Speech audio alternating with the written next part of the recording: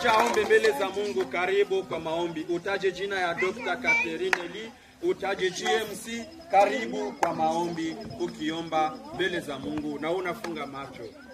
Bwana Mungu uliye juu mbinguni, tunasema asante kwa nguvu zako. Tunasema asante kwa kazi yako. Tunasema asante kuongoza hii kikundi GMC yote, kuongoza hii Global Mission Church of Congo. Tunasema asante kwa kazi yako. Tunasema asante kwa kuwalinda wale wa missionary wetu wote, kama vile Dr. Catherine.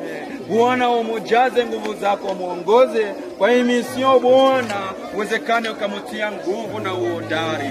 Asante Bwana kuona unaongoza wafadhili wote kwa ajili ya kikundi hiki, kwa ajili ya petita hii, kwa ajili ya mission hii, kwa ajili ya kuokoa manafsi za wale ambao wamepotea, kwa ajili ya kuokoa manafsi za wamisilma, kwa ajili ya kuokoa manafsi za kidini ya Kiislamu.